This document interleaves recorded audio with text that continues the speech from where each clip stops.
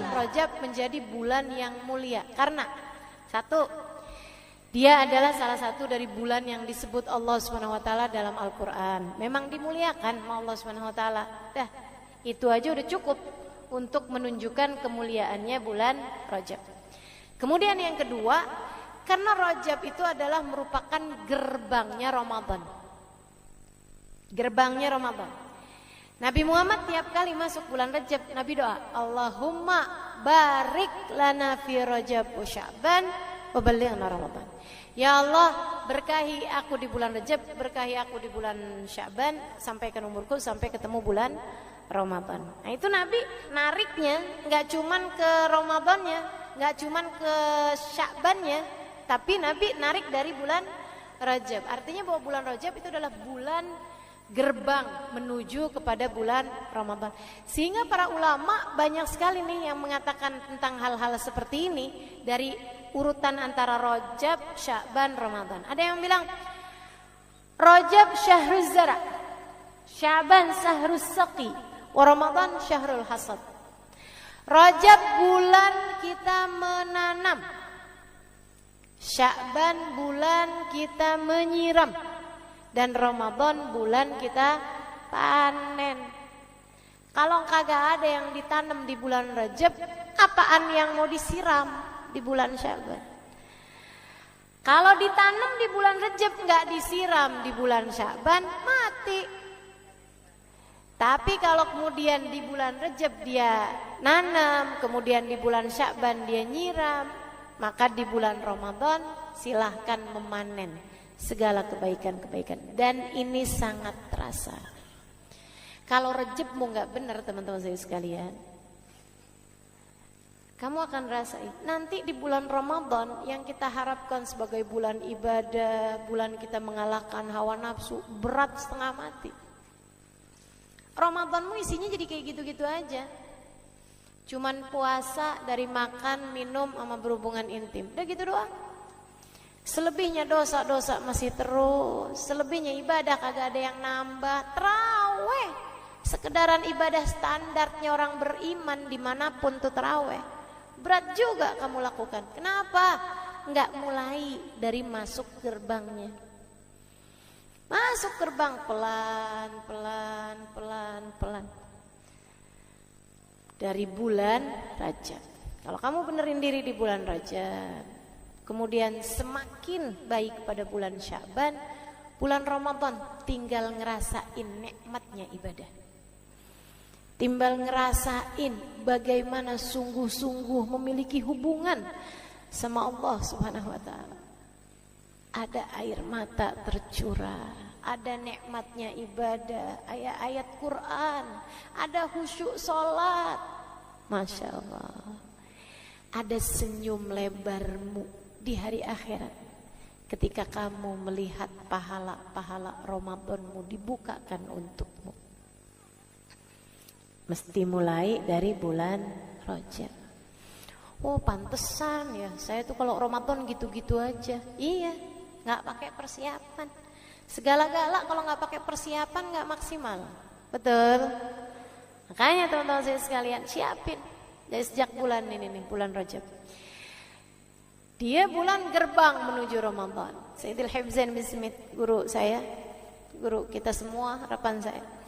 Beliau mengatakan Rajab syahrut takhalli, wa Sya'ban syahrut tahalli, wa Ramadan syahrut tajalli.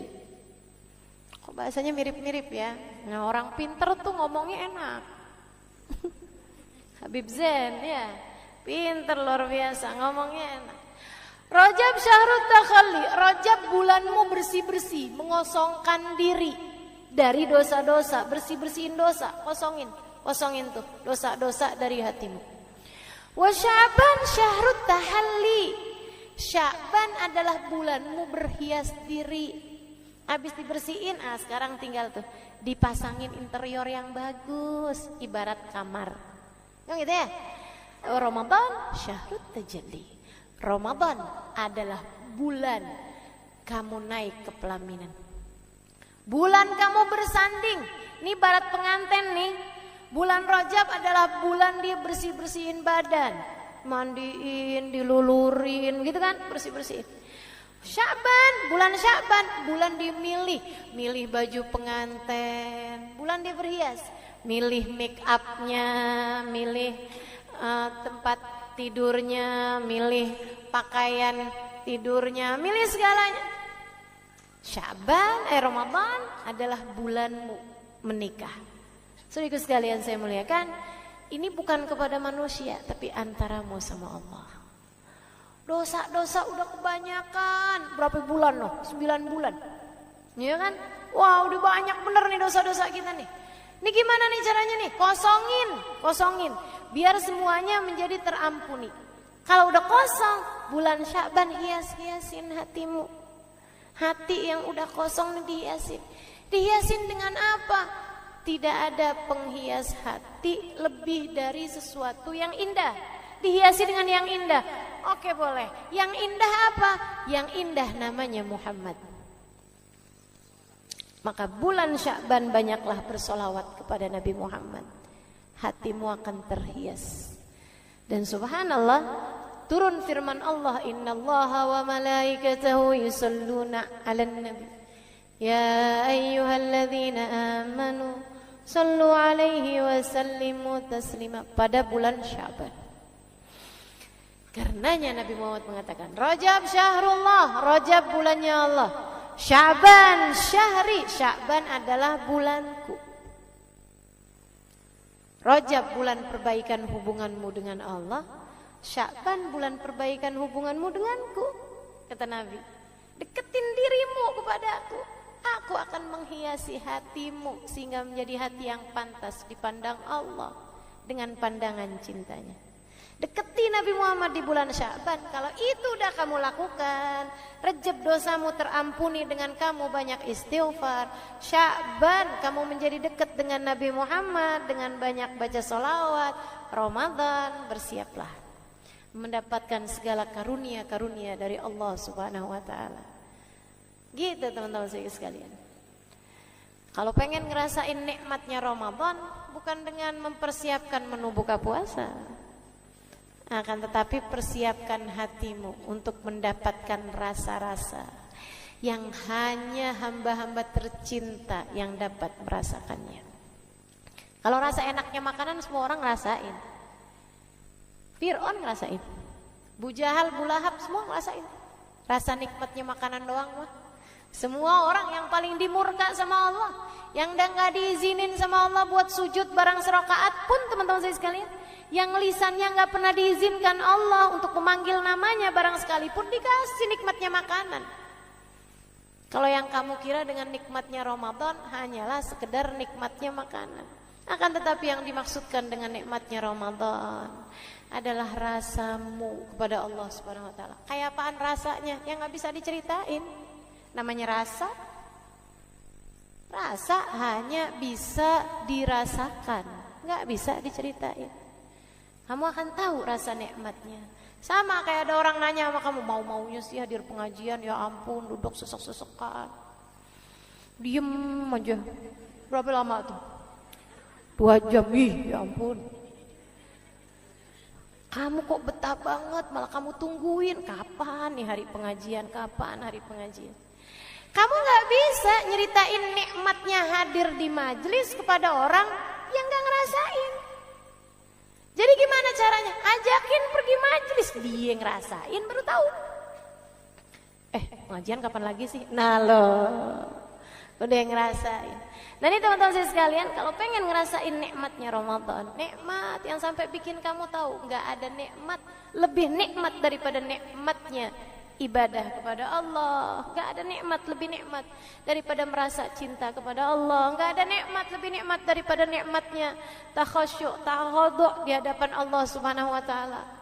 Gak ada nikmat lebih nikmat daripada nikmatnya munajat kepada Allah Subhanahu wa ta'ala. Pengen ngerasain nikmat-nikmatnya ibadah, mulai dari bulan Rajab teman-teman sekalian. Gerbangnya masuk yang benar, berhias yang benar, biar pantas kamu, bersih-bersih yang benar, biar nanti pantas diterima. Jadi orang masuk Ramadan enggak pakai siap-siap dari Rajab kayak pengantin, kagak bersih-bersih. Habis itu sesudahnya nggak dandan, jadi masih belepotan. Habis itu habis jatuh dari got, kemudian menuju pelaminan, kawini aku, terimalah aku. Lah, yang ada pengantennya, yang ada calonnya kabur, teman-teman saya sekalian, nggak mau dia.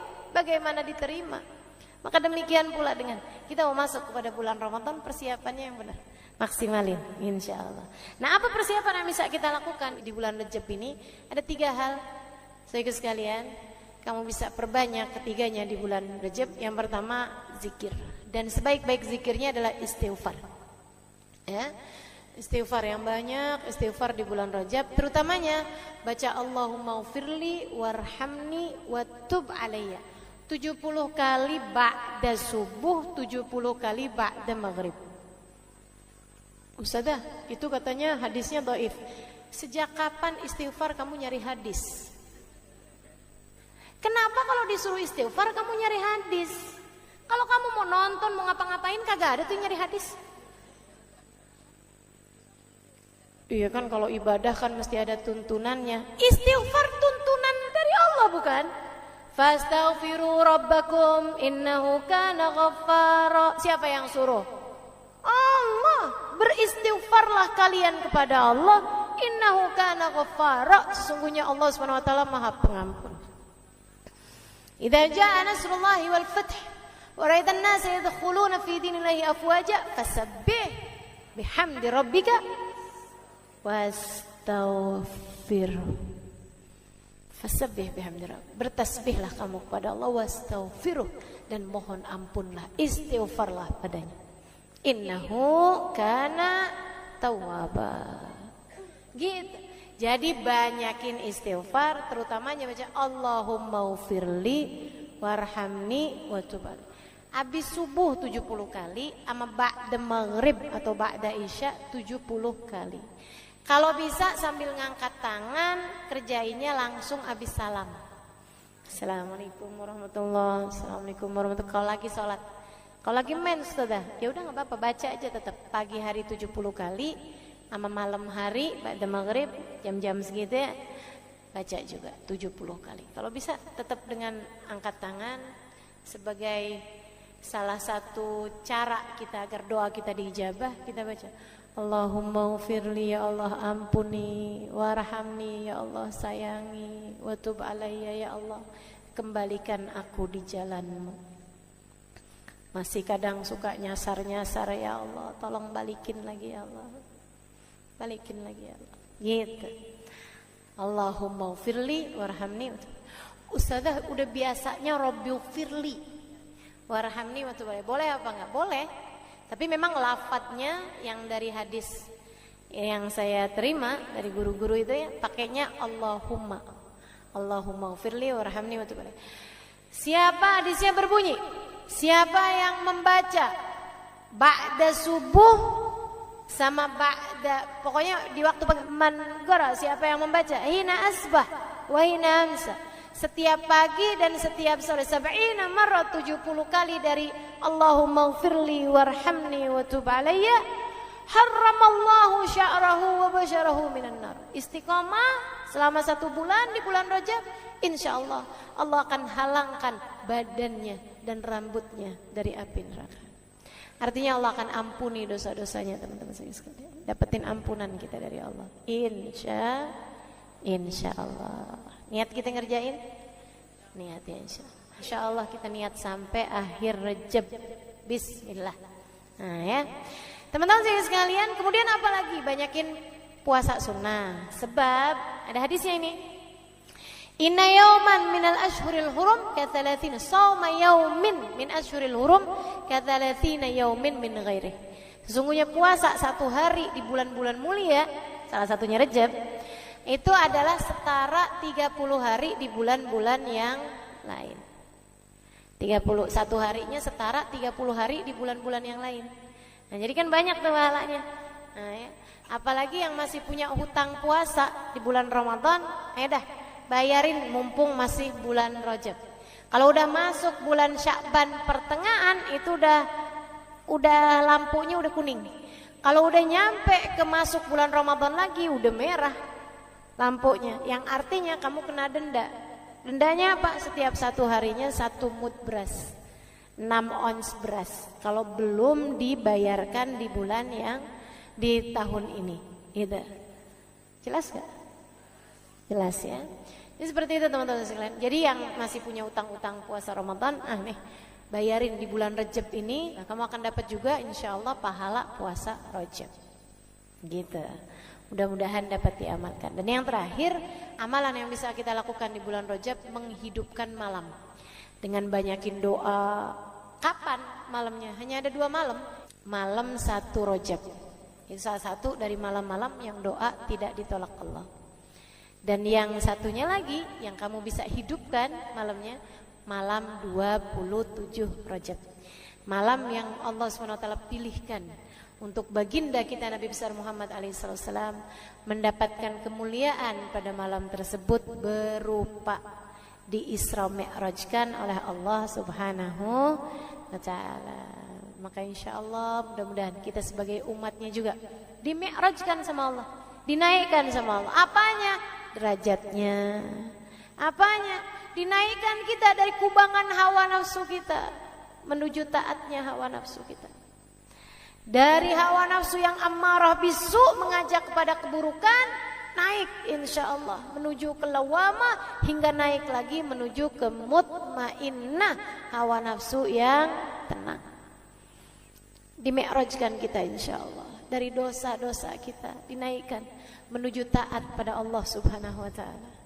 Dari yang asalnya nih kalau diterima sama Allah nih ibadah-ibadah kita nih di bulan Rajab nih teman-teman saudara sekalian, ini balasannya dari Allah bukan main-main. Kita lihat yang asalnya gampang ngerjain dosa jadi berat ngerjain dosa. Yang asalnya gampang ngomong kasar, ngomong kotor, bohong, begitu diterima nih di bulan Rajab jadi nggak gampang lagi. Kamu akan lebih mampu untuk menjaga diri, pertanda bahwasanya dosa-dosamu telah diampuni oleh Allah Subhanahu wa taala dan kamu telah dimi'rajkan dari dosa-dosamu menuju taat pada Allah Subhanahu wa taala. Amin ya rabbal alamin. Bismillahirrahmanirrahim. Nawaitu ta'allum wa ta'lim والنفع والانتفاع والمذاكرة والتذكير والإفادة والاستفادة والحث على التمسك بكتاب الله وسنة رسول الله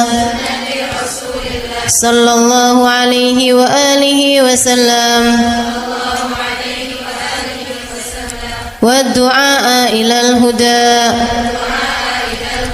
والدلالة على الخير ابتغاء مرضاته وقربه وثوابه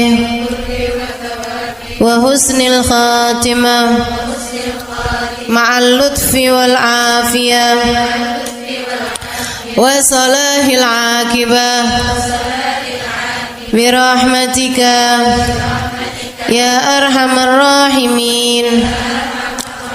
لحضرة النبي محمد صلى الله عليه وسلم وآله وصحبه وأزواجه وذريته وأهل بيته وسلم وجميع الأنبياء والمرسلين والأولين أجمعين أن الله يغفر لهم ويرحمهم ويعلي درجاتهم في الجنة وينفعنا ببركاتهم وأسرارهم وأنوارهم وعلومهم ونفعاتهم في الدين والدنيا والآخرة. الفاتحة. Baca bersama-sama. A'udzu billahi minasyaitonir rajim. Bismillahirrahmanirrahim. Alhamdulillahi rabbil alamin. Arrahmanir rahim. Maliki yaumiddin. Iyyaka na'budu wa iyyaka nasta'in. Ihdinas siratal mustaqim. Siratal ladzina an'amta 'alaihim ghairil maghdubi 'alaihim waladdallin. Amin. Taqabbalallah minna wa minkum, taqabbal ya karim. Warraghbah fid dunya, sementara rakus ambisi terhadap dunia, tukathirul ham, bikin banyak sumpah, wal hazan, dan bikin banyak kesedihan. Bikin sedih badan kita, bikin sedih hati kita, bikin sumpek dan bikin akhirnya jadi berpenyakit ya badan kita ini. Ar-raghbah fid dunya. Wal batalah, sementara batalah kalau di situ diartiin apa batalah? Nganggur ya benar. Cuman bahasa yang enak apa ya? Tugasil galba, lalai dari Allah, maksudnya ya nggak kepengen dunia juga, nggak kepengen akhirat juga gitu. Kayak gabut.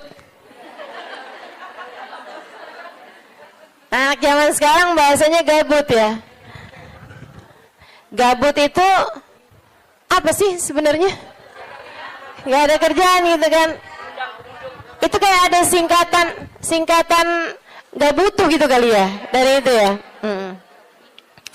Nggak ngapa-ngapain gitu, pengangguran aja gitu nggak jelas. Wal batalah tuh terlena, nganggur gitu kan, tidur mulu gitu, luntang lantung. Ada orang luntang lantung gitu kan, dibilang luntang lantung, dibilang lantung luntang. Tugasil galba, bikin keras hati. Bikin keras hati. Nganggur tuh penyakit bahaya memang. Bahaya. Wa qala alaihi salatu wassalam, dan bersabda pula baginda Nabi besar Muhammad, Naja awwalu hadhihi al-umma biz-zuhdi wal yaqin. Awal umat ini terselamatkan dengan zuhud wal yakin, dan dengan keyakinan yang kuat. Wa sayahlik akhiruha bil hirsi wa tulil amal, dan akan hancur akhirnya umat ini, akan hancur disebabkan hirs, ambisi terhadap dunia, wa tulil amal, dan panjang angan-angan.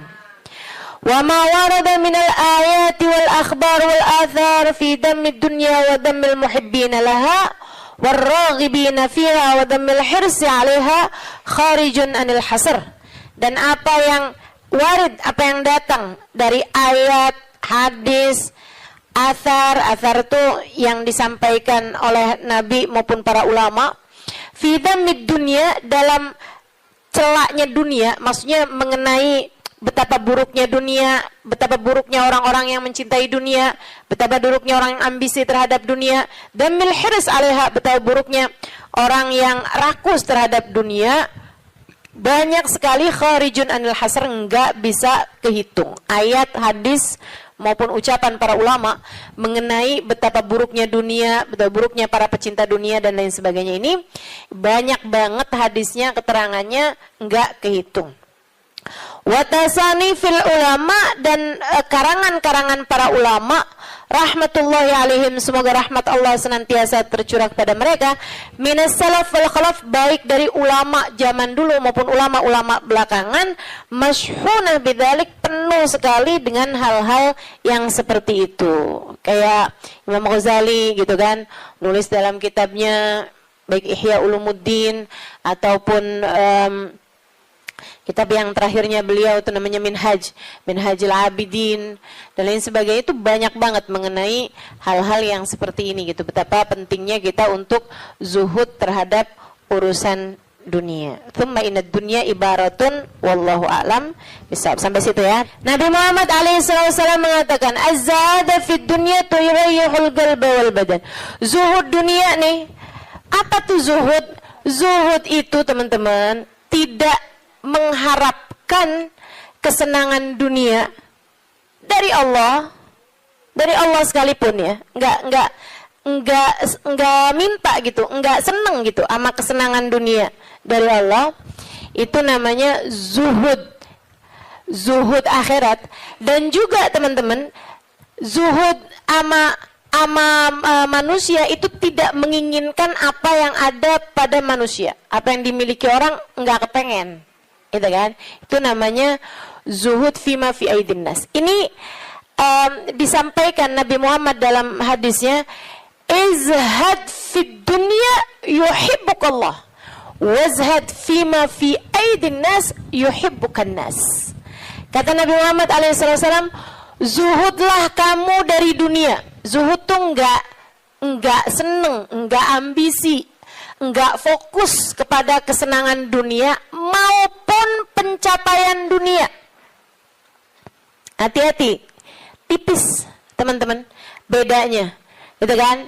Pencapaian dunia, saudara sekalian, kayak gini loh, banyak followers, majelisnya jadi rame, itu tipis tuh antara kamu kepengen akhirat sama kamu kepengen dunia. Buat siapanya, bukan buat yang hadir. Saya rasa kalau yang hadir mudah-mudahan baik gitu kan. Tipisnya itu buat pelaku-pelaku dakwah, baik yang rumahnya buka buat majelis atau dia buka majelis, atau yang ngajarnya nih, gitu. Karena kalau tujuannya senengnya itu adalah urusan-urusan dunia, tuh tipis banget setan nantinya tuh bisa masuk dari arah situ. Dari arah situ masuknya. Izhad fid dunia, kata Allah SWT. Makanya dari tipisnya nih yang saya sebut tadi itu ya, kayak keinginan kamu tuh dunia apa akhirat, keinginan kamu tuh pujian manusia atau pujian Allah. Itu sampai-sampai banyak dari para wali-walinya Allah Subhanahu wa taala meninggalkan kemasyhuran dunia karena khawatir sama hatinya. Banyak saudaraku sekalian. Sampai ada di antara para wali itu yang sampai berpura-pura nyuri, sampai dikejar orang gitu kan. Kenapa dikejar orang? Karena yang dia curi adalah bajunya seorang perempuan yang lagi mandi. Ada orang lagi mandi, wali loh yang ngerjain. Untung belum zaman viral internet ya. Ini kalau zaman viral internet kayak apaan tuh, orang ngejat dia tuh kan, udah nganggepnya udah hancur banget deh gitu. Tapi memang itu yang dicari sama beliau. Yang dicari sama beliau adalah menghindar dari kepopuleran, menghindar dari apa yang orang-orang cari dari kemuliaan dunia, karena khawatir hatinya terselip rasa keinginan untuk dianggap mulia di dunia, menghancurkan kemuliaannya di akhirat. Serem bener buat orang-orang kayak saya yang sama Allah dikasih pegang mic di depan, ya kan? Teman-teman saya sekalian, nggak gampang. Makanya kalau ada yang bisa kamu lakukan untuk saya, doain, biar bisa ikhlas, doain, biar bisa benar gitu, jaga hati, doain, biar disayang Allah gitu. Kesian nih, begitu udah masuk nih setan, teman-teman saya sekalian, setan tuh ya datang ke pedagang beda, datang ke orang awam beda, datang ke ulama beda lagi. Waduh, yang datang ke ulama nih setannya juga ulama. Setannya juga kelas profesional, gitu kan? Jadi nggak ecek-ecek gitu loh. Setannya juga setan-setan berkelas, teman-teman saya sekalian. Nah itu kan yang belum tentu selamat gitu, belum tentu selamat. Masya Allah. Ada tuh zamannya Imam, siapa ya? Ada Imam Ghazali cerita dalam Ihya-nya. Kita suka ketawa-ketawa tuh dengerin cerita Imam. Maksudnya kalau baca ceritanya Imam Ghazali yang begitu-begituan. Kata Imam Ghazali dalam Ihya-nya tuh, ada orang atau di Minhaj ya, wallahu a'lam, pokoknya salah satu kitab Imam Ghazali lah. Imam Ghazali cerita, ada orang dia itu ulama, teman-teman. Cuman ulamanya itu masih suka yang ya gitulah, masih ada kesenangan-kesenangan dunianya. Senang sama popularitas, senang sama dimuliain orang, senang sama ini sama itu sama ini sama itu. Ada satu ulama khomul. Ulama yang lain nih, ulama yang nggak seneng namanya terkenal, nggak seneng, dia nggak seneng sama urusan begituan, urusannya antara dia sama Allah. Tapi ilmunya luar biasa.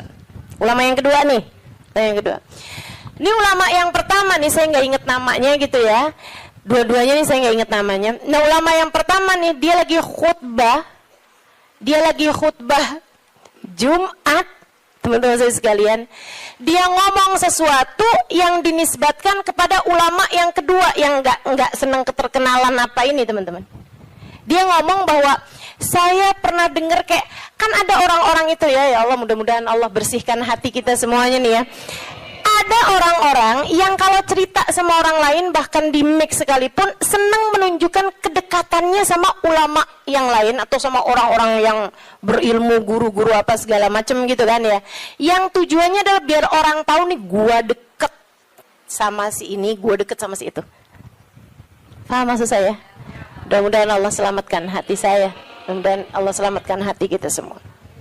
Sehingga sekalian, dia bilang tentang ulama B nih. Dia bilang, saya pernah dengar syekh ini mengatakan gitu kan. Syekh itunya hadir di majelis tersebut. Ya. Dan yang diomongin sama syekh A ini tentang syekh B, itu nggak pernah diomongin sama syekh B-nya. Paham? Jadi ulama A ini bohong tentang ulama B. Bohongnya di khutbah Jumat cuman untuk menunjukkan betapa dekatnya dia sama ulama B tersebut itu. Dia ngomong kayak begitu, sehingga sekalian, tahu apa yang dikerjain sama ulama B? Ulama B ini, kenapa nih anak? Beliau berdiri nyabut bulu ketiak di tengah orang banyak. Beliau berdiri nih, beliau berdiri kemudian nyabut bulu ketiak. Heh, Syekh, kurang ajar kamu. Ini waktunya khutbah. Saya nggak pasti itu khutbah Jumat atau khutbah yang lain nih ya. Ala kulli hal, Syekh, ngapain kamu di waktunya khutbah, kamu malah cabut bulu ketiak? Duduk Syekh, nggak punya adab. Kata Syekh B ini, kamu yang nggak punya adab nak. Kamu yang nggak punya adab Pak. Kenapa kamu mengingatkan saya untuk sesuatu hal yang sunnah? Nyabut bulu ketiak, kalau salah memang hari Jumat ya. Nyabut bulu ketiak hari Jumat hukumnya sunnah. Ala sunnah. Walimada astahi, dia bilang. Kenapa saya mesti malu? Kamu gak punya malu apa depan orang-orang kamu nyabut bulu ketiak? Bulu ketiak itu kan buat laki-laki sama laki-laki nggak aurat. Sesama perempuan aja nggak aurat. Bulu ketiak ya, maaf ya.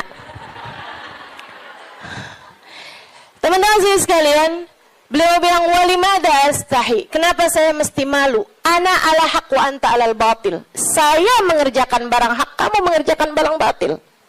Dia bilang saya mengerjakan barang hak, nyabut bulu ketiak sunnah hari Jumat.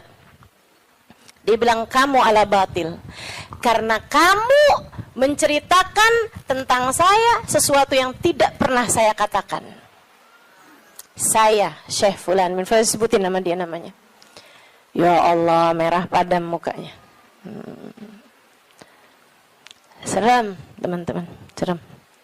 Ya gitulah. Kadang-kadang tuh sampai tipis banget keinginan dakwah atau keinginan pamer. Tipis. Setannya tuh ngebisikin sampai kayak suara semut. Katanya Nabi Muhammad alaihi salatu wassalam, "Ar-riya yadhubbu ala ummati kadzabibin naml." Riya itu bersuara di hati umat saya kayak suaranya semut. Nyaris enggak kedengeran.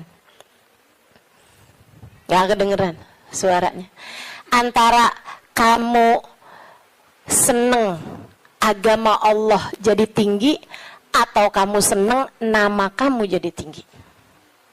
Tipis, segaris, bahkan lebih tipis daripada kulit bawang, teman-teman.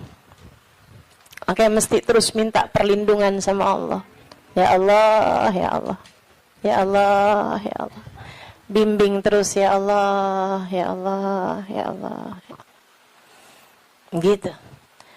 Mudah-mudahan Allah karuniakan keikhlasan bagi kita sekalian insyaallah. Sebab yang namanya pencapaian akhirat teman-teman. Dan pencapaian akhirat kita nggak pernah tahu. Pencapaian akhirat tuh kita nggak pernah tahu. Taunya kapan? Ntar di akhirat. Namanya juga pencapaian akhirat. Taunya entar di akhirat. Saat kamu berhasil menghadap Nabi Muhammad. Saat namamu menjadi seseorang yang dikenal oleh Nabi Muhammad. Kalau mau bangga, tar di sana. Kalau mau bangga, ntar di sana. Saat kamu bisa melewati jembatan Sirat secepat kilat. Saat kamu bisa selamat masuk surga Allah Subhanahu wa ta'ala. Saat kamu bisa digiring di belakang bagindamu Nabi besar Muhammad. Mau membusungkan dada saat itulah silahkan. Mau ngerasa diri sesiapa saat itulah silahkan. Mau menganggap diri berhasil mencapai kemuliaan saat itulah silahkan. Mau menganggap diri mencapai pencapaian dalam dakwah saat itulah silahkan. Silahkan. Mau menganggap diri soleha saat itulah silahkan. Jika sampai namamu dipanggil oleh Nabi Muhammad, jika sampai kamu diperkenankan bersalaman dengan Nabi Muhammad, jika sampai Nabi Muhammad berkata raditu biki, aku ridho kepadamu, saat itulah silakan melayang-layang teman-teman. Sebelum itu terjadi, kamu masih antara-antara. Kamu masih ada di tepi jurang. Selagi itu belum terjadi, kamu masih ada di persimpangan jalan antara dinaikkan kepada Allah atau dihancurkan oleh Allah Ta'ala. Kita nggak pernah tahu. Kita nggak pernah tahu. Makanya selalu minta sama Allah, ya Allah karuniakan keikhlasan agar ngerti melakukan sesuatu hanya untukmu ya Allah. Karuniakan keikhlasan, mengajar karenamu, belajar karenamu, buka majelis karenamu, hadir majelis karenamu, nyumbang majelis karenamu. Karuniakan keikhlasan ya Allah. Salat karenamu, sedekah karenamu, bantu orang karenamu. Begitu enggak lillah, dilepeh sama Allah teman-teman, jadi apa? Enggak jadi apa-apa. Mau ribuan jamaah, mau kayak gimana yang terjadi juga, kalau dilepeh sama Allah jadi apa? Ditolak sama Allah, mau apa kamu? Mudah-mudahan Allah karuniakan keikhlasan.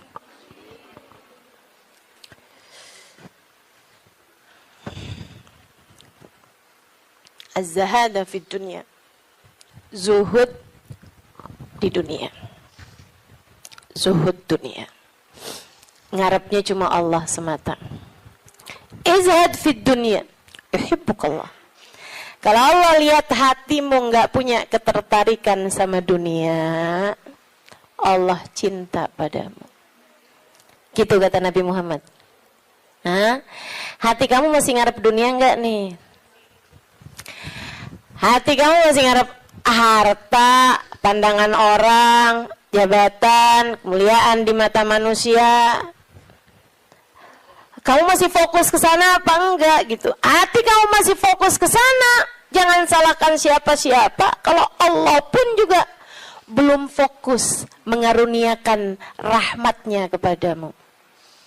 Sebab aturannya jelas, kata Nabi Muhammad, izhad fid dunya yuhibbukallah. Bagaimana mungkin Allah akan menempati hatimu jika hatimu masih penuh sesak dengan selainnya? Teman-teman, kamu kalau mau taruhin di kamarmu itu lemari baru, tempat tidur baru, kamu mesti keluarin yang lama. Kalau kamarmu itu masih banyak banget barang-barang lain, yang nggak mungkin yang baru bisa masuk ke dalam kamarmu. Kan begitu? Hati kamu juga gitu. Hati kamu juga gitu. Sehingga sekalian yang saya muliakan, bagaimana mungkin Allah akan berkenan bertahta di hatimu jika hatimu selama ini masih penuh sesak dengan selainnya? Penuh sesak dengan selainnya, penuh sesak dengan anggapan orang, penuh sesak dengan cinta manusia.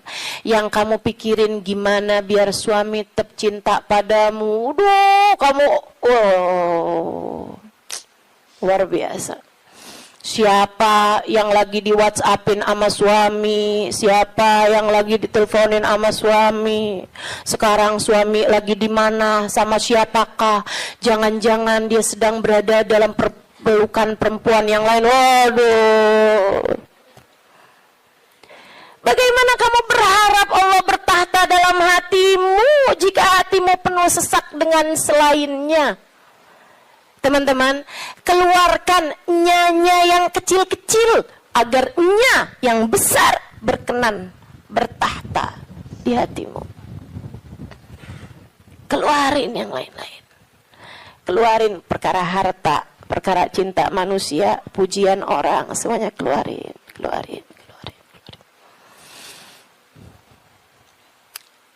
Jangan selalu nanya apa yang saya inginkan, apa yang saya ingin kerjakan. Tapi selalu bertanya, apa yang Allah inginkan, apa yang Allah mau saya kerjain. Terus gitu. Hidup belajar terus insya Allah. Izhad fi dunia, kata Allah. Kalau Allah lihat hati kamu kosong dari mencintai dunia, Allah akan bertahta di dalamnya. Allah akan cinta kepadamu, teman-teman. Yuhibbukallah, kamu akan dicinta sama Allah kalau begitu. Wazhad fima fi aidin nas yuhibbukan nas. Kamu pengen dicintai sama orang, cintai disenengin sama manusia, seenggaknya gitu, punya teman-teman baik, punya kawan-kawan baik gitu. Orang nggak jauh dari kamu, itu juga nggak apa-apa, bagus. Caranya, katanya Nabi Muhammad, izhad fima fi aidin nas. Zuhudlah kamu dari apa yang dimiliki sama orang.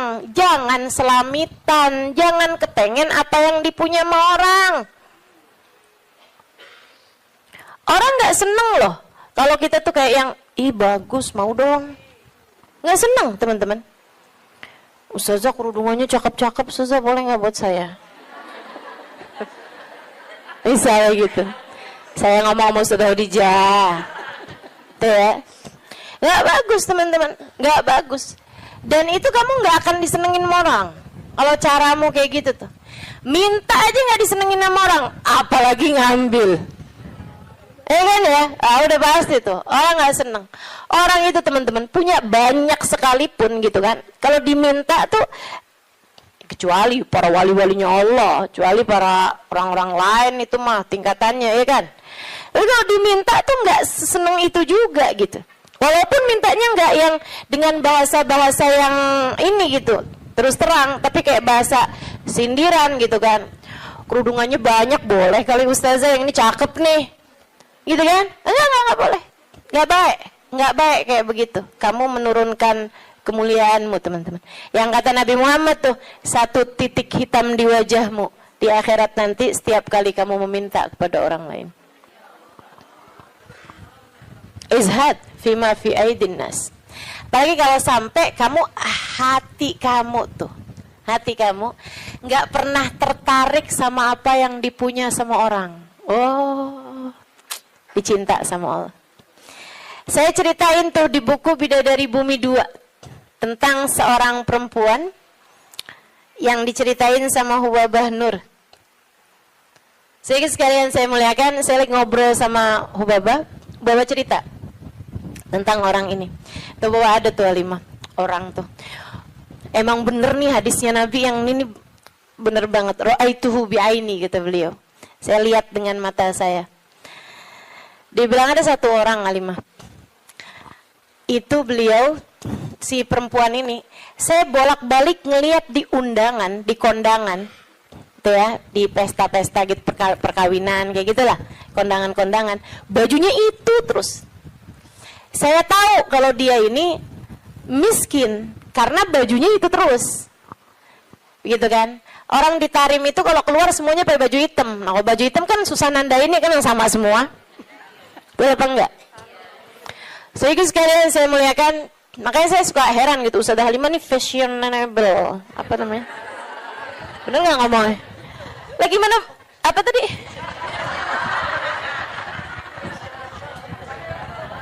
Gimana ngomongnya?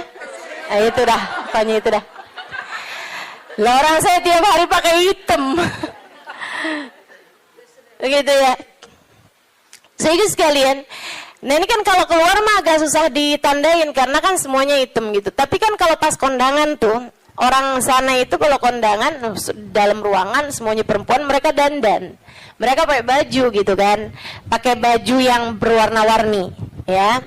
Pakai baju warna-warni, enggak ada yang pakai baju hitam tuh. Enggak ada yang pakai baju hitam. Saya waktu enggak dulunya enggak tahu gitu kan, saya pakai baju hitam aja gitu masuk.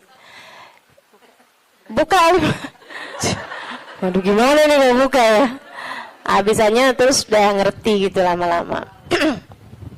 Jadi teman-teman, kata Hubabah, orang ini kalau kondangan baju itu mulu. Akhirnya saya punya niat, kalau nanti saya keluarin baju, saya mau panggil tuh orang. Saya cari tahu dan dia nih rumahnya ini apa, keluarganya siapa gitu. Saya paham, saya tahu tempatnya karena Tarim tuh kecil, kota kecil. Jadi semua orang memang saling kenal satu sama lain. Akhirnya dia bilang, kata Hubabah, waktu saya datang baju-baju yang baru-baru, ada orang ngasih ini apa segala macam, yang lama-lama saya keluarin. Hubabah tuh begitu teman-teman. Ngajarin kepada kita jangan sampai yang, aduh penuh banget, kamu masuknya iya, keluarnya kagak gitu kan. Ada yang masuk, ada yang keluar. Akhirnya mau Hubabah baju-baju yang lama-lama tuh dikeluarin, bagus-bagus tentu aja ya. Dan semua orang juga seneng dapat bajunya Hubabah gitu kan.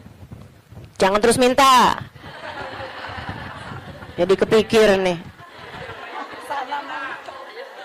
Berangkat ke Tarim meminta baju mau Hubabah. Tentu berkah kan ya, tentu berkah. Tapi ya sekali lagi jangan minta. Subhanallah teman-teman. Kalau nggak minta tuh, kalau mintanya mau ntar kasih. Jadi kepikir ya. Mau minta sama Allah. Gak usah yang gitu-gitu juga. Mau minta sama Allah tuh pahala aja. Udah pasti enak. Teman-teman sih sekalian. Akhirnya Hubabah itu ngeluarin baju-baju beliau. Ada setumpuk lah gitu. Beliau panggil tuh orang perempuan itu. Panggil sama Hubabah. Dia seneng banget. Dan memang miskin banget teman-teman. Bajunya cuma itu aja. Buat kondangan itu, buat keluar itu, buat sholat itu gitu. Dia cuma segitu itu. Bajunya gitu. Baju sholat kayak mau kena gitu. Tuh ya. 2, kalau 1 dicuci kan ada gantinya. Gitu. Terus baju keluar dia gitu. Baju hitam 1, terus baju hari-harinya dia kayak daster gitu buat di rumah, 2 potong 2 biji gitu, tuh 1-nya lagi baju buat kondangan. Udah gitu aja, simple hidupnya. Sehingga sekalian dipanggil tuh perempuan sama Hubabah. Kata Hubabah, saya habis ngeluarin baju-baju nih, silahkan kamu pilih yang mana yang kamu mau, sisanya tolong bagiin. Kamu yang bagiin gitu, sama siapa yang kamu mau deh gitu. Di depan Hubabah nih, majelis nih, dibilang, oh gitu Hubabah, Masya Allah Hubabah, Masya Allah, mudah-mudahan Allah berkahi Hubabah, mudah-mudahan Allah doain panjang lebar gitu. Saya pikir pikir orang alhamdulillah ya, saya memberi kepada orang yang tepat nih gitu. Orangnya seseneng itu gitu dikasih baju. Makasih Bapak, makasih. Mudah-mudahan Allah tambahin Bapak, mudah-mudahan doa apanya. Habis itu dia satu. Wah, ini cocok nih buat ponakan saya nih. Kata, wah, ini cocok nih buat teman saya sih itu. Satu lagi, wah cocok nih buat adik saya nih. Ini cocok nih buat tangga saya. Ini cocok. Sampai habis semuanya nggak ada satu pun yang buat dia. Kata Hubabah, begitu semuanya buat orang lain tanpa ada satu pun yang buat orang tersebut. Ya Allah, 5 saat itulah saya jatuh cinta padanya. Bener banget yang Nabi Muhammad bilang, izhad fima fi aidin nas yuhibbukan nas. Ketika kamu tidak tertarik sama apa yang dipunya sama manusia lain, sama orang lain, justru manusia akan cinta padamu. Manusia ini memang unik. Allah tuh seneng kalau ada orang seneng sama apa yang dimiliki sama Allah, Allah seneng. Allah tuh diminta seneng. Allah itu kalau ada orang tertarik sama apa yang ada pada Allah, surga, gitu kan? Itu kan yang Allah janji-janjikan kan? Allah tuh kalau ngelihat orang tertarik sama surga, tertarik sama hisab yang mudah, tertarik ke perjumpaan dengan Allah, tertarik, Allah malah seneng teman-teman. Manusia nih justru kebalik. Manusia tuh kalau ada orang tertarik sama apa yang dia punya, malah nggak demen. Terutama perempuan, kalau ada orang tertarik sama suaminya, dia nggak demen banget tuh.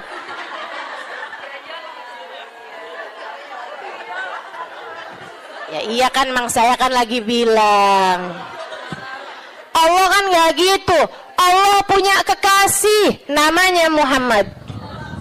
Kalau ada orang tertarik sama Nabi Muhammad, Allah seneng banget. Allah cinta banget, ya kan? Tapi kita kan nggak gitu. Kita punya tas, kalau ada orang tertarik sama tas kita, boleh dong. Nggak demen kita, betul? Kita lagi makan nih, terus ada yang kayaknya enak tuh yang di piring. Boleh nggak perkedelnya buat saya aja? Gedek apa seneng? Gedek teman-teman, nggak seneng, kesel kita.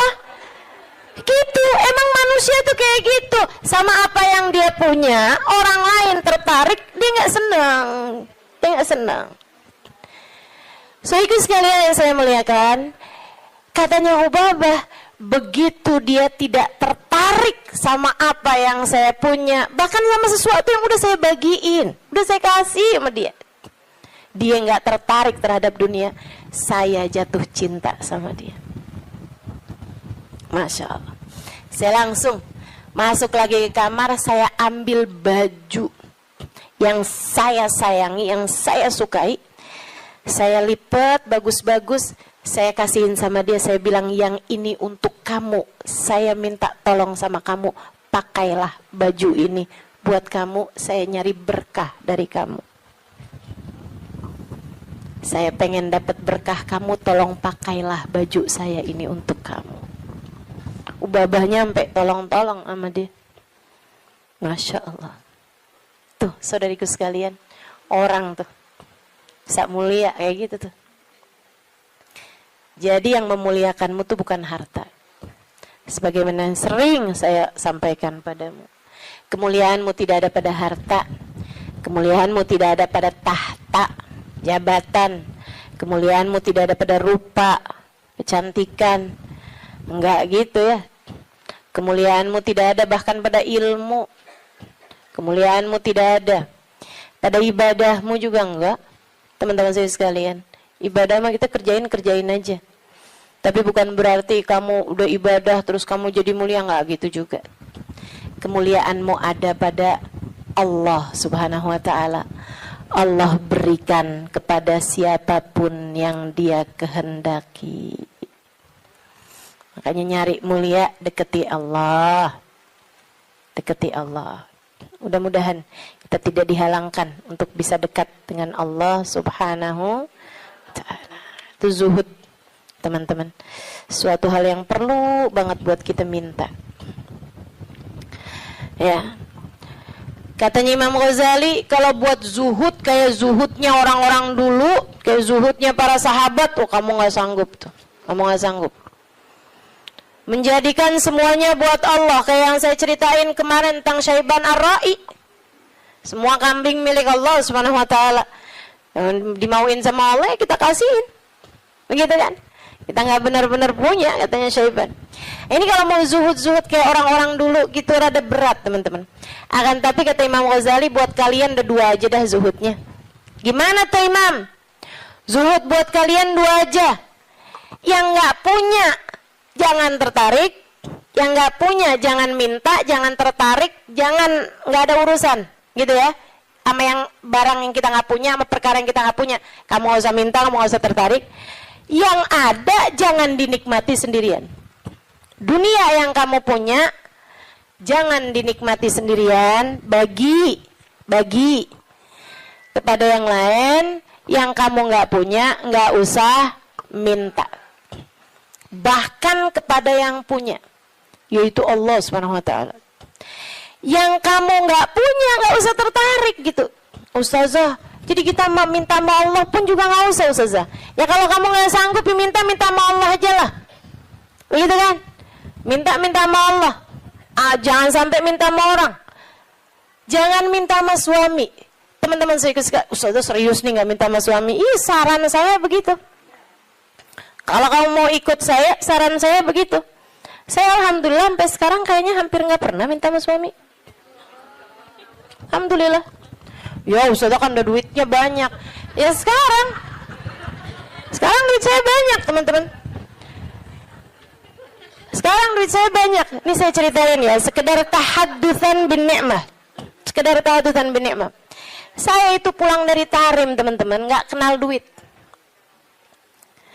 Saya itu kenal dari Tarim, itu bolak-balik, pergi kemana-mana kagak bawa duit. Masya Allah. Sampai suami sih ketawain saya dulu.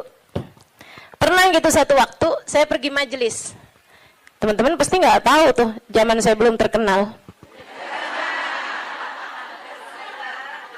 Tahun 2003, tahun 2002 gitu kan.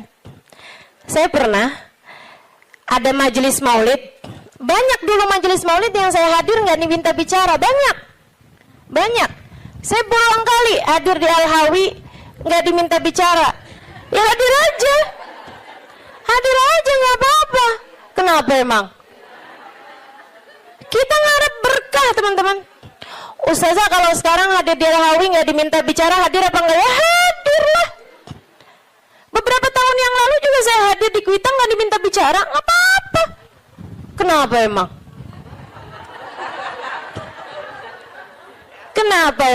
Lah kenapa kamu yang repot? Kenapa tuh? Repot kamu? Kalau saya nggak diminta bicara, kamu repot? Nggak apa-apa, teman-teman. Emang kenapa? Kita dapat berkah dari hadir.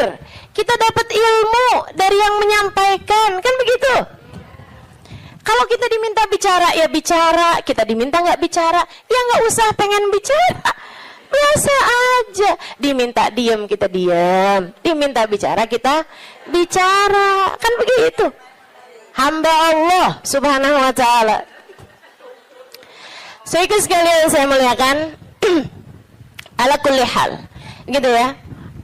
Enggak, saya cuma mau bilang aja, maksudnya bahwa yang sekarang kamu kenal itu dulunya juga nggak dikenal. Kan begitu ya? Sekarang Habib Umar bin Hafid misalnya gitu. Siapa orang nggak kenal sama Habib Umar bin Hafid? Ya kan? Apakah pernah ada masanya Habib Umar nggak dikenal? Banyak, panjang masanya Habib Umar juga nggak dikenal. Gitu. Jadi biasa-biasa aja. Yang masalah itu adalah rasa hati kita. Ini memang nih kelas-kelasnya ulama yang nggak kenal istilah star syndrome. Mudah-mudahan Allah karuniakan, teman-teman.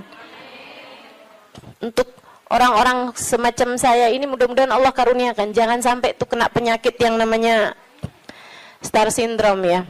Kayak, tahu kan maksud saya? Ini sekali lagi tahadutsan bin ni'mah ya. Meskipun tuh waktu saya sebut star syndrome tuh ada juga tuh nenek-nenek di sini nggak ngerti.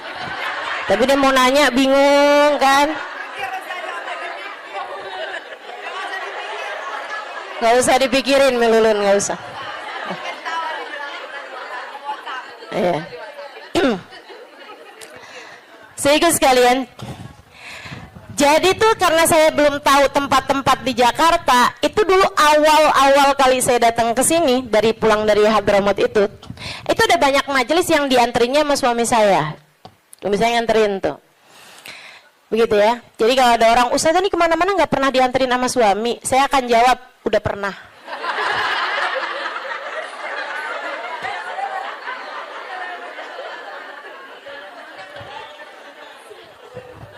Udah pernah, tenang. Nggak usah kamu sok-sokan bikin iri saya, jemput sama suami gitu kan. Sampai di saat nggak dijemput sama suami sekalipun, turun dari Gojek salim. Gara-gara kebiasaan dianterin sama suami.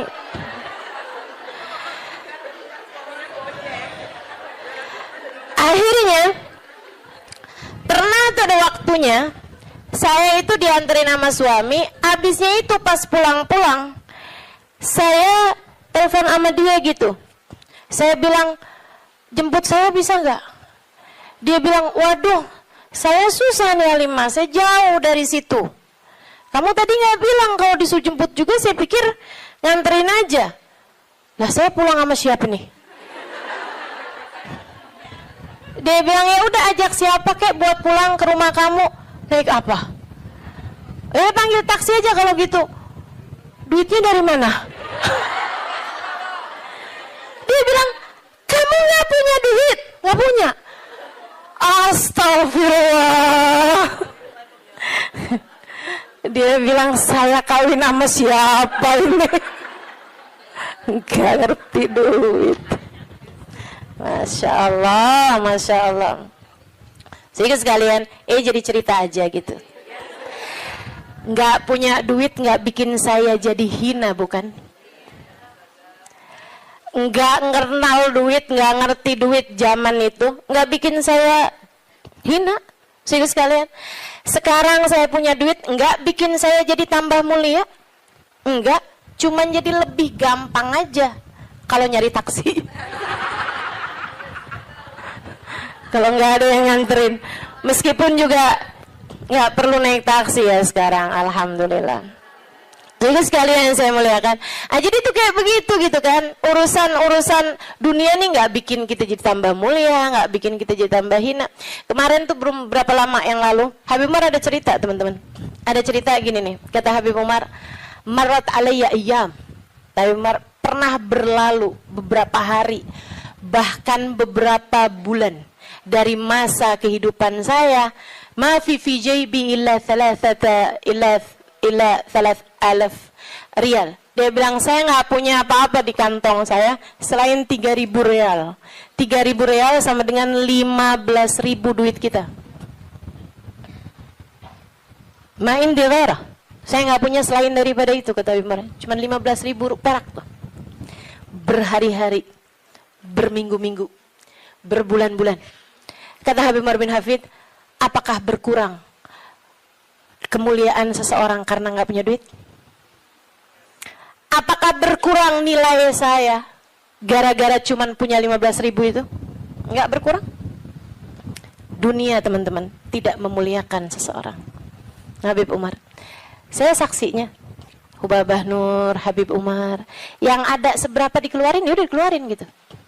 Ada tamu-tamu, berapa puluh orang, berapa ratus orang gitu kan.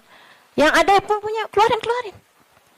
Itu, nggak ada hitung-hitungan sama urusan duit. Hubabah Nur itu teman-teman saya sekalian, karim banget, dermawan banget. Beliau itu bahkan, kan tinggal di kota Tarim, orangnya miskin-miskin. Banyak di antara mereka tuh yang kayak melahirkan gitu kan, terus nikah apa segala macam, itu pada nggak punya duit. Mereka itu di kota Tarim kalau nggak punya duit, datangnya ke Hubabah Nur. Hubabah Nur kasih kepada mereka. Sehingga sekalian yang saya muliakan, sampai Hubabah Nur nih ceritain, bukan Hubabah tentu saja ya, cerita orang yang khidmah di rumahnya Hubabah. Itu teman-teman saya sekalian sampai punya stok di dapur beliau atinya kambing, atinya unta, gitu ya. Itu beliau stokin di freezernya beliau. Buat siapa? Buat perempuan tarim yang melahirkan nggak punya duit biar bisa makan yang bergizi. Pikirin sama Hubabah. Ya Hubabah setiap kali ini gitu, ada uang, ntar beli ini, beli itu, beli ini, beli itu. Yang dipikirin orang mulu tuh, subhanallah, subhanallah. Itu orang mulia, emang mulia teman-teman. Orang mulia itu emang orang mulia. Tuh Baba Nur, orang mulia. Baik, kita doain panjang umur, sehat badannya. Karena kita ini masih belum sanggup ditinggalin sama beliau. Saya terutamanya, nggak sanggup saya. Bayangin Hubabah nggak ada gitu. Bayangin Habib Umar nggak ada gitu, ya Allah. Mudah-mudahan Allah panjangkan umur beliau insya Allah. La ilaha illallah. Tuh, yang ada dibagi, yang nggak ada nggak usah dicari, ya kan? Yang nggak ada nggak usah dicari, nggak usah tertarik, nggak usah minta bahkan sama suami. Saran saya gitu. Nggak usah minta sama suami, jangan sandarkan rezekimu sama suamimu. Jangan. Makanya kalau doa urusan rezeki itu, teman-teman, nggak usah gini loh. Ya Allah, banyakin rezekinya suamiku ya Allah gitu. Biar bisa ngasih aku gitu. Jangan, teman-teman. Doa aja, ya Allah, karuniakan rizki kepadaku atau kepada kami deh gitu. Nggak usah kamu sandarkan rezeki kamu tuh sama suami, walaupun yang kerja suami. Karena itu namanya ngatur rezekinya yang dari Allah tuh kayak harus lewat suami gitu. Padahal kan nggak kayak gitu. Tapi kan selama ini kayak gitu. Yaudah doain dia, doain kamu juga gitu. Ya Allah, karuniakan kepada kami rizki yang halalan, thayyiban, mubarakan, mencukupi kami. Begitu kan? Untuk kehidupan kami. Begitu kalau mau minta urusan rezeki sama Allah. Meskipun para ulama-ulama yang zuhud-zuhud, minta sama Allah aja enggak, teman-teman. Minta nih urusan dunia sama Allah aja enggak. Minta sama Allah aja enggak, urusan dunia oh enggak. Kami tidak meminta kepada yang punya, bagaimana mungkin kami memintanya kepada yang enggak punya. Itu katanya Sayyidina Salim. Saya juga sering cerita ini. Cucunya Sayyidina Umar bin Khattab. Namanya Syekh Salim, Sayyidina Salim. Saudara sekalian, beliau nih Sayyidina Salim ini ulama terkemuka di kota Madinah, di kota Mekah. Kota Mekah. Satu waktu khalifah lagi haji. Khalifah tuh raja, presiden, ya, di atasnya presiden bahkan. Karena dia mengepalai negara-negara yang ada dalam khilafah Islamiyah. Gitu. Kayak kalau di kita apa ya, ketua PBB kali ya. Cuman itu jadi kayak mengatur negara juga. Kalau PBB kan ngatur negara-negara doang, nggak mengatur negaranya dia sendiri. Kalau ini kayak presiden, tapi selain daripada dia presiden, dia juga ngepalain negara-negara yang ada di dalam kepemimpinannya dia lah gitu ya. Jadi di atasnya raja atau di atasnya presiden. Khalifahnya tuh lagi haji waktu itu, pas dia lagi mau tawaf di jalan nih mau masuk ke masjid nih, ketemu sama Sayyidina Salim, Syekh Salim. Dia bilang kemudian kepada Syekh Salim, oh, alhamdulillah Syekh, ketemu di sini, masya Allah. Nih ya, kalau ulamanya nggak cinta dunia, orang semuanya pada mendekat, termasuk pejabatnya yang berusaha buat ngedekat, bukan ulamanya yang berusaha ngedeketin pejabat. Ya kan?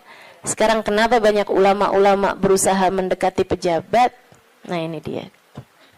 Padahal menurut saya jabatan ulama tuh di atas jabatan pejabat. Akhirnya teman-teman, Sayyidina Salim mau masuk masjid nih, tahu-taunya ketemu sama khalifah. Khalifahnya pakai kesempatan buat minta doa. Dia bilang, ya Syekh Salim, alak hajak biha. Wahai Syekh Salim, bukan buat minta doa. Dia pakai kesempatan itu buat mendatangkan hajatnya Syekh Salim, karena dia ngerasa dia punya harta banyak, punya kekuasaan, punya apa segala macam. Barangkali, wahai Syekh Salim, adakah kebutuhanmu yang bisa aku bantu? Ada sesuatu kah yang bisa saya bantu? Saya senang banget nih, tabarukan sama ulama, nyari berkahnya para ulama. Khalifahnya ini kan udah baik banget ya, udah baik banget nih khalifahnya nih, udah masya Allah banget hatinya sampai bisa kayak begitu gitu sama seorang ulama gitu kan. Bukannya ulama ngajuin proposal, ini malah pejabatnya yang nanya sama ulama tersebut, alat hajak dia, adakah kebutuhanmu yang bisa saya bantu? Katanya Sayyidina Syekh Salim begini nih, maaf, kita lagi ada di rumahnya, saya malu untuk meminta kepada selain sahibul bait. Di rumahnya Allah, sahibul baitnya siapa? Allah. Saya malu nih, di rumahnya Allah saya minta sama selain Allah. Fahamnya pejabat tersebut, oh berarti kalau mintanya udah nggak di masjid, mau nih mungkin beliau, gitu kan? Jadilah si pejabat ini nih kayak semacam nungguin sampai Sayyidina Syekh Salim selesai dari urusannya di masjid. Dan beneran, begitu Syekh Salim keluar dari masjid, disamperin lagi. Ini sekarang udah nggak di masjid nih kan? Samperin lagi sama beliau. Ya Syekh, Khalifah, Syekh, saya mau nanya yang tadi apa ya? Itu yang tadi alak hajak diha, adakah kebutuhanmu yang bisa saya bantu? Katanya Sayyidina Syekh Salim, ta'ni bi hajati dunia ma hajatil akhirah. Maksud kamu hajat dunia apa hajat akhirat? Ya hajat dunia lah Syekh. Kalau hajat akhirat justru orang seperti saya meminta doa kepadamu, biar urusan akhirat kita lancar kan? Kan justru malah ngalap berkah dari para ulama gitu kan. Katanya Syekh Salim, oh maksud kamu hajat dunia. Maaf, kalau urusannya hajat dunia, saya selama ini tidak pernah minta kepada yang punya. Bagaimana mungkin saya meminta kepada yang enggak punya? Yang punya dunia siapa? Allah. Saya malu buat minta dunia sama Allah. Bagaimana mungkin saya minta dunia kepada yang tidak memilikinya, yaitu kamu sebagai manusia. Manusia mau suami kamu, mau anak kamu, mau saudara kamu, semuanya sama-sama tukang makan rejeki. Tidak ada di antara mereka yang memberi rejeki. Yang memberi rejeki cuma satu, namanya Allah. Kalau kamu harus minta dunia, mintanya sama Allah. Kalau kamu harus minta dunia, ya, kalau kamu harus minta dunia, mintanya sama Allah. Bahkan para kasih Allah, mereka minta sama Allah pun enggak urusan dunia. Mintanya urusan apa? Mintanya urusan kebersihan hati. Mintanya urusan kelezatan ibadah. Mintanya urusan kehusyuan sholat. Mintanya urusan keikhlasan berbuat. Mintanya selamat hidup dunia, selamat hidup akhirat. Mintanya husnul khatimah. Mintanya tetap iman Islam. Mintanya rahmat. Mintanya syafaat. Dan lebih daripada itu semua, mereka minta cinta. Mereka minta cinta. Cinta kepada Allah. Cinta kepada Rasulullah. Mereka minta Allah mencintai mereka. Mereka minta Rasulullah mencintai mereka. Itu hal-hal besar untuk kita minta kepada sang pemilik segalanya, teman-teman. Minta itu sesuatu yang gak bisa kebeli pakai duit. Itu gede, barang berharga. Kalau sesuatu yang masih bisa kebeli pakai duit, itu barang yang gak seberapa berkelas, teman-teman. Ya kan? Barang yang gak seberapa berkelas gitu. Mudah-mudahan Allah karuniakan. Itu katanya beliau seperti itu. Wallahu a'lam bishawab. Alhamdulillah. Wassalatu wassalamu ala Rasulillah Muhammad ibn Abdillah wa ala alihi wa sahbihi wa man walah. Subhanaka la ilma lana illa ma 'allamtana innaka antal alimul hakim. Rabbi syrah li sadri wa yassir li amri wahlul uqdatan min lisani yafqahu qawli. Amma ba'du. Alhamdulillah, sama-sama kita hormati, kita muliakan keluarga besar dari At-Tarisi At-Thayyibah, Habib Mustafa, Teh Ela beserta segenap keluarganya. Kita doakan semoga senantiasa dalam rahmat ridha Allah Subhanahu wa taala. Panjangkan umurnya, disehatkan badannya, dimudahkan urusannya, dimurahkan rizkinya, senantiasa dalam pandangan kasih sayang Allah Subhanahu wa taala. Para hubabah, para syarifah, para pimpinan pondok pesantren, pimpinan majelis ta'lim, para ustadzah yang mudah-mudahan semuanya dicintai Allah Subhanahu wa taala, disayang Allah Subhanahu wa taala, serta tentu saja semua yang hadir di majelis ini, baik ibu-ibu, kakak-kakak, adik-adik, anak-anak, yang semoga semuanya disayang Allah, dicinta Allah, dibahagiakan Allah. Semoga semuanya disayang Rasulullah, disyafaati Rasulullah Muhammad sallallahu alaihi wasallam insyaallah. Amin ya rabbal alamin. Kita akan melanjutkan kajian kita di kitab kita Ar-Risalah Al-Jami'ah, risalah lengkap atau kitab lengkap, kitab kecil lengkap, yang di sana kita pelajari mengenai syariat agama Allah Subhanahu wa taala. Dan kita sekarang sampai di bab fikih, yaitu tepatnya sampai di bab mengenai mandi. Betul ya? Bulan lalu sudah saya terangkan tata caranya mandi. Hari ini saya akan menerangkan hukum-hukumnya mandi. Hukum-hukumnya mandi. Emang mandi ada hukumnya Ustazah? Banyak. Kita akan pelajari di pertemuan kali ini insyaallah. Dan juga bulan depan tuh kita udah libur lagi. Kita ngajinya banyak liburnya pokoknya. Karena bulan depan kita sudah akan memasuki bulan Maulid. Akhir Agustus sudah masuk bulan Maulid. Nanti kita juga akan bikin Maulid.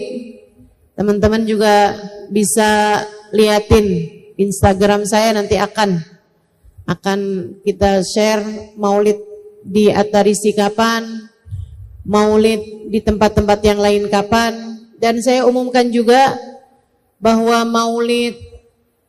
Maulid saya, maksudnya Maulid yang kami adakan, saya dengan teman-teman Al-Ikhwan dan Muhasabah Cinta adakan pada tanggal 28 September. Ingat-ingat ya tanggalnya. Ibu-ibu nanti pulang lingkarin kalendernya. Maulidnya tanggal 28 September di Masjid Raya Istiqlal. Ya. Masjidnya gede sih. Tapi jangan datang kesiangan.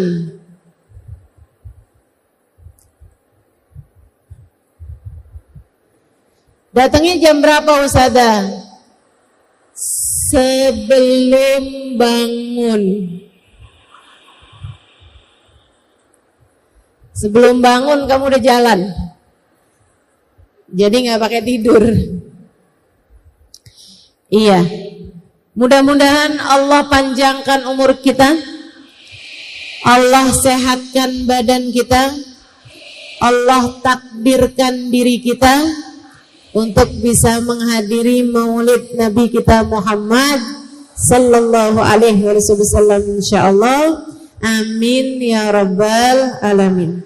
Sebelum kita akan bahas hukum-hukumnya mandi ini, kita akan awali dulu dengan membaca niat belajar bersama-sama. Ikuti sudah saya. Bismillahirrahmanirrahim. Nawaitu ta'allum wa ta'lim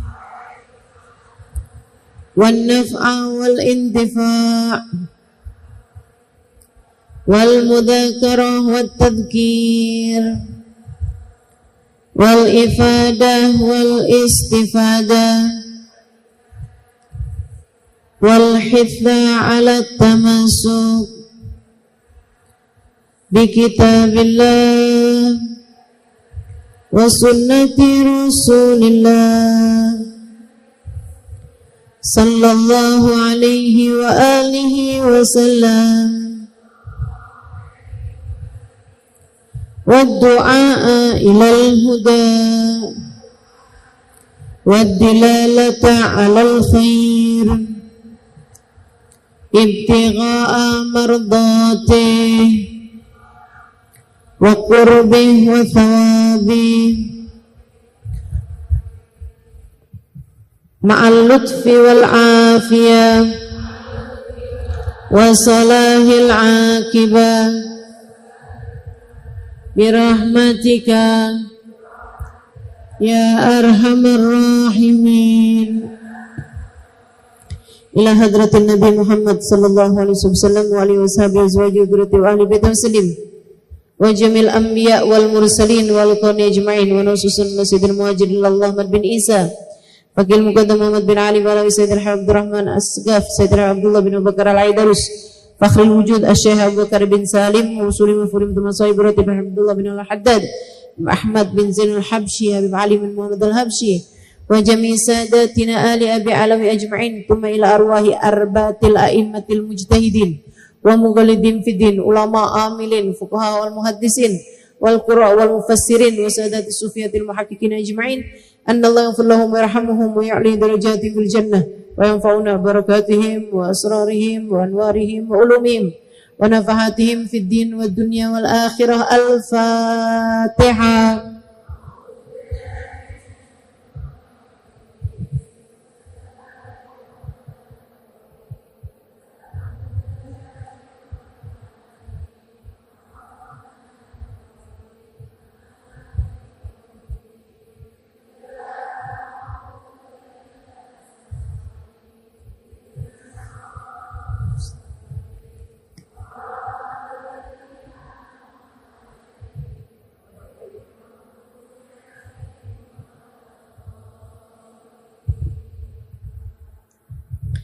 Bismillahirrahmanirrahim.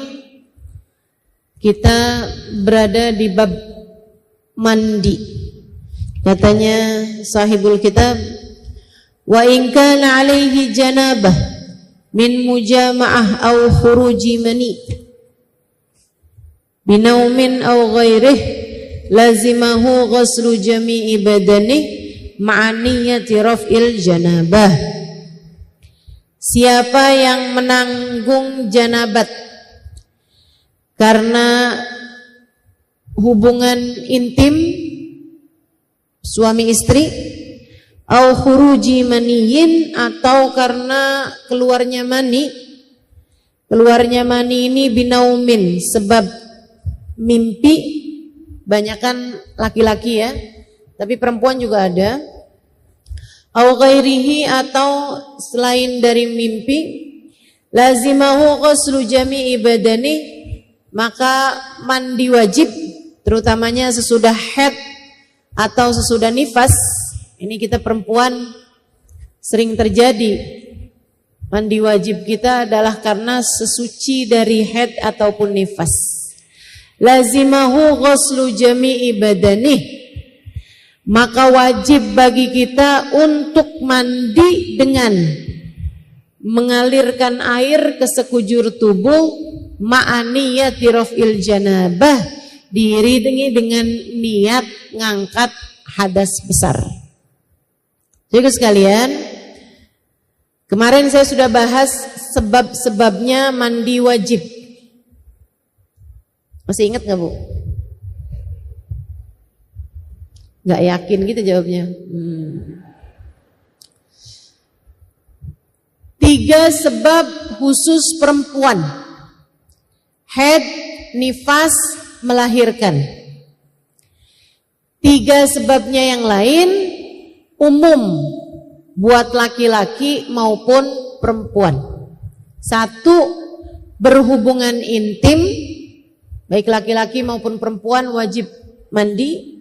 Yang kedua, khuruj mani, keluarnya mani, baik laki-laki maupun perempuan, meskipun keluarnya laki-laki lebih sering dibandingkan dengan perempuan. Dan yang terakhir, ada yang menyebutnya sebagai salah satu penyebab mandi wajib, ada yang tidak menyebutkannya.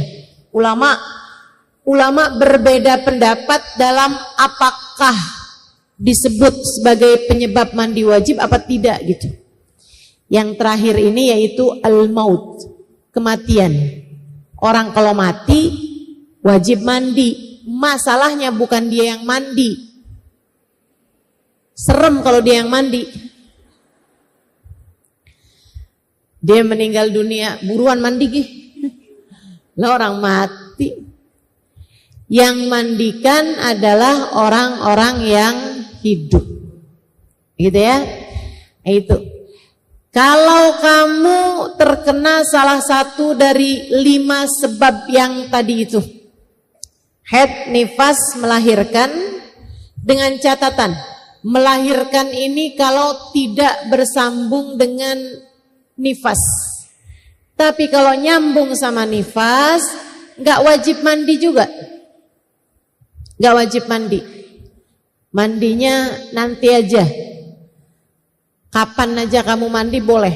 Jadi jangan menyiksa orang yang habis melahirkan. Sebab kebanyakan orang kalau habis melahirkan itu Bu, nyambung sama nifas. Langsung keluar darah, nyambung terus sampai maksudnya sampai nifas berhari-hari. Kamu nggak usah paksain, buruan mandi habis melahirkan, hukumnya wajib. Kalau dia nyambung sama nifas, hukumnya tidak diwajibkan untuk mandi. Mandi wiladahnya itu gugur kalau nyambung sama nifas. Nah, mandi wiladah di sini wajib kalau tidak bersambung dengan nifas. Ada Bu orang yang habis melahirkan nggak langsung keluar darah.